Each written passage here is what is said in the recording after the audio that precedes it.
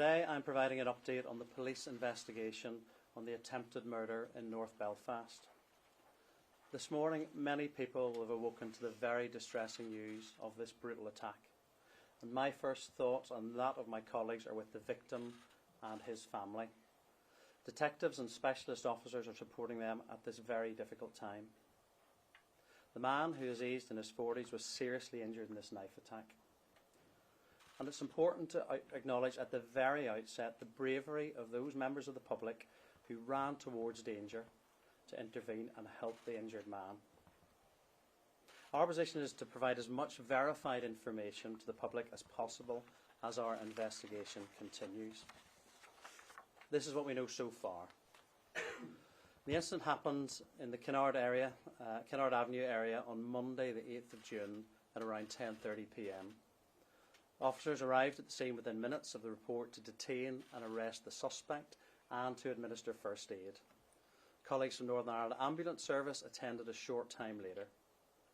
The victim was taken to hospital with significant injuries to his eyes and serious slash wound injuries to his back and face. The suspect, a man in his 30s, who we now understand to be Sudanese, was arrested at the scene on suspicion of attempted murder. He is in custody, and at this time we are not seeking anyone else in connection with the investigation. And what is believed to be a kitchen knife was recovered at the scene.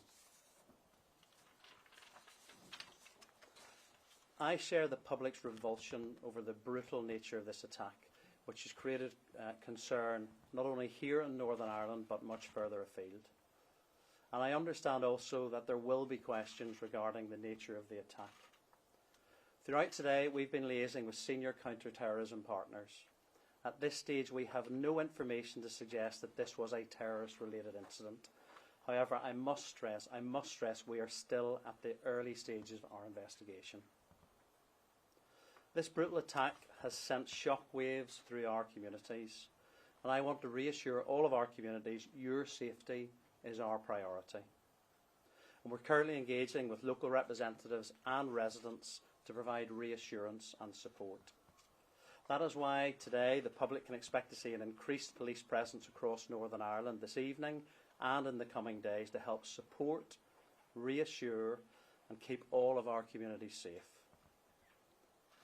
We understand that there's considerable posting on social media and people have real questions and real concerns, but we'd ask the public to be very mindful of what they share online.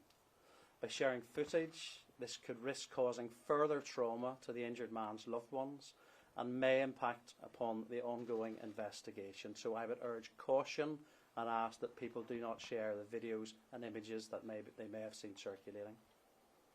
We're also aware of calls this evening for protest activity across Northern Ireland and continue to monitor that situation accordingly. I understand that last night's attempted murder will leave people feeling a range of emotions from fear to anger. Our officers have a role to facilitate and accommodate peaceful protest. Everyone in Northern Ireland will, however, sadly remember the disorder which took place over the last 2 years. No one needs to see a repeat of this. This only causes damage to local communities, and unfortunately young people often get caught up in that disorder. So I appeal for calm and the safety of all of our communities in response to this. All of our focus must be on the criminal justice investigation. We have one individual arrested going through that process, and anything else should not distract us from that important work. Finally, but really importantly, I recognise at a difficult time like this, the public will be looking to us and to me for answers, information and reassurance. I and my teams are committed that as best we can during this fast time investigation to provide clear, factual and accurate information to all our communities across Northern Ireland. And we'll continue to provide updates across the course of today and tomorrow. I'm very happy to take some questions at this point. There's been a lot of speculation online, and in terms of clarity, is there any update on the migrant status of the Sudanese man, or any update on when people might get that information? Thank you. I'm aware of speculation in relation to the suspect's immigration status. This morning I've been talking to colleagues from the Home Office, whose role it is to manage the immigration status of individuals. I can confirm my understanding is that the individual was given leave to stay, or remain, in Northern Ireland, but I know that colleagues in the Home Office will be confirming the exact details of the status over the coming days, so you'll hear more from, over the coming hours, you'll hear more from them this afternoon, I hope. BBC. It does appear from the video that is circulating that your officers arrived on the scene fairly quickly. What have you been able to establish about the timeline of events? Was this a sudden, random attack, or were there indications that there was any sort of interactions that led up to it, or there was any reports of disturbances before it? Well, we're at the very early stages of our investigation, so I don't want to speculate, nor do I want other people speculating as to what led up to this horrific incident. But I can confirm that our officers were on the scene quickly after the members of the public intervened to provide first aid and make that arrest. Over the course of the coming hours, as we move through our investigation, we will start to learn more as to what motivated the offence, but at this stage I don't want to give any further information around that. In terms of the suspect, did he live in the area where the attack took place? Yes, our understanding is the suspect lived close by to where the incident took place. RTE. Do we know if the suspect was known to the victim? Well, at this stage, again, very early in the investigation, that clearly will be an important line of inquiry for us as we move forward over the next number of hours as we take it through. But at this stage, again, I don't want to speculate. Please let's let the criminal justice process take its course, and when I have information I can verify and I can share with the public, of course I will. GBNI. The Secretary of State has said that the police service will give us the answers to these questions. And back to the visa situation, how did he get into Northern Ireland in the first place? Was it illegally or legally, and was it through the Republic of Ireland? And is that why there's a mix-up on his nationality? Is his visa something different from his birthplace?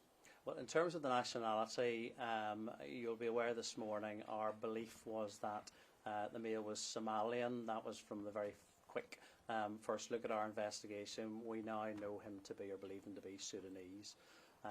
In terms of the broader question around the immigration status, I don't want to appear that I'm trying to deflect on this. I think it's absolutely right that the Home Office will give you further clarity on it. But again, working with them this morning, my understanding is that the individual came into Northern Ireland from Dublin, moving up, and then was granted leave to remain. But as I say, colleagues from the Home Office will be confirming that in more detail in due course. Belfast Telegraph. There's been a lot of information on social media about businesses potentially having to close early in case of potential protests or riots. Is that being advised?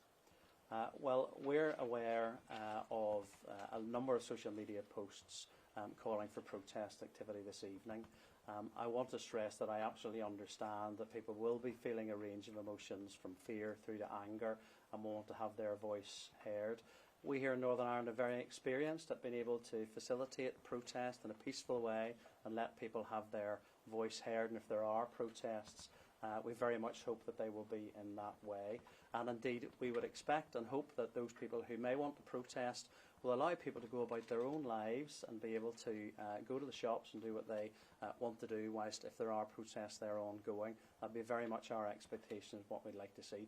So we're absolutely not advising premises to close. People clearly will make their own mind up. They'll be seeing what's written online, and that might cause them to do their own thing in relation to that. From our perspective, we hope and we absolutely expect we want to see protests that allow people to go about their normal lives. Cool. What's your message to people who may wish to use this attack as an opportunity to create violence on the streets? And are you confident you have the special resources to cope with that if that indeed is the case? I want to draw everyone's attention to the heroic actions of those people who intervened, undoubtedly saving the life of the person who has been injured in this brutal assault. That is the values of this country. That is the incredible community spirit that we value and pride here in Northern Ireland. That is the spirit with which we should all seek to move forward. Of course, I have some concerns around having seen violence in our streets over the past 2 years. I reiterate that people have a right to have their voice heard, and they have a right to do that peacefully. If that's done in a violent way, all that does, and I saw it firsthand last year, damages communities and drags young people into it. So I would plead for calm heads in relation to that. In terms of the support that we have here, please rest assured that in terms of the investigation, we are putting absolutely everything that we need towards that. And right now, our officers across Northern Ireland are patrolling in a reassuring way to reassure our communities. And again this evening, we'll be there in sufficient numbers to be able to do that. We've had offers of support from across the UK in policing and from government to make sure that the PSNI are getting what we need to be able to deal with what is in front of us today. Reuters. Amanda Ferguson, can the PSNI confirm that the victim is in a serious condition and not in a critical life-threatening condition? And also, can you talk a little bit about anything that you know about motivation? You know, is the police working with any other organisations or statutory bodies such as Health Trust with regard to this investigation? Yes, thank you. The investigation is at early stages. As I've said already, we're ruling out a terrorist motivation at this stage.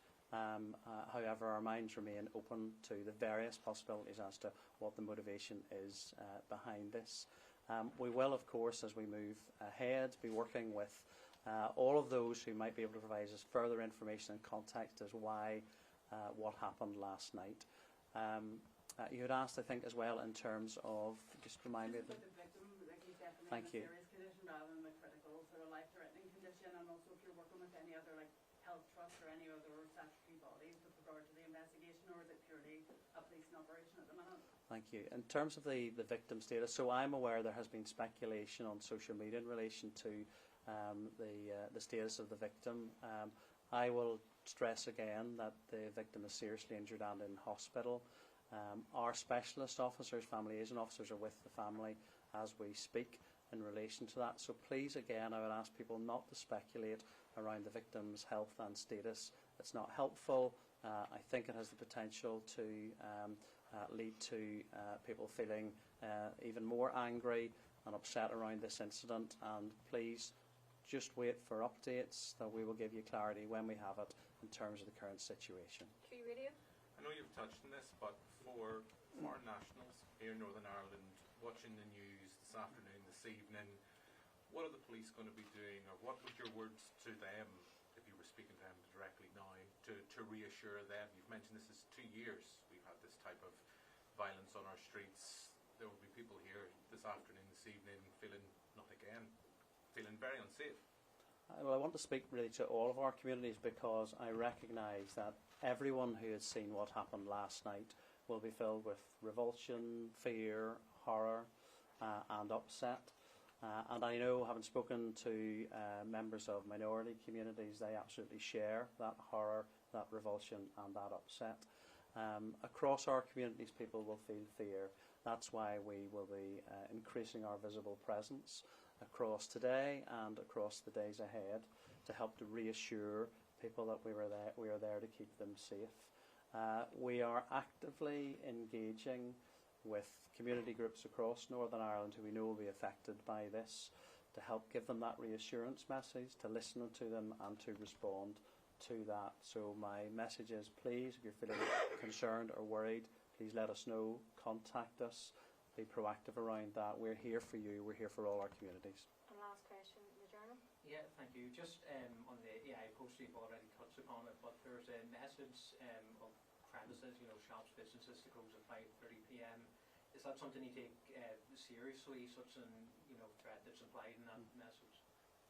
I want to make a very clear message to say that we absolutely understand that people will want to have their voice heard in relation to the shocking attack of last night, and that can be done in a very peaceful and dignified way, and we here in policing in Northern Ireland are very used to facilitating and supporting people in doing that. We would appeal for calm to make sure that happens in that way and people can go about their normal business. I do not want to make those shop owners or other businesses feel that they are under threat or that they should be worried, nervous or concerned. Clearly people will make their own judgments around it, and I absolutely understand that, but we are here to facilitate protest in a way that is peaceful I'll reiterate, nobody in Northern Ireland wants to see a repeat of the disorder that we have seen in recent years. Nobody thinks that that improves the situation or helps to have people's voices heard. It damages communities, damages local businesses, it brings young people into the criminal justice system when they shouldn't be. That's all of our responsibilities to make sure that doesn't happen, and I appeal to everyone with influence to do everything we can to ensure that those protests, if they happen, are peaceful. Okay, thank you everybody. Okay, thank you all very much. Thank you.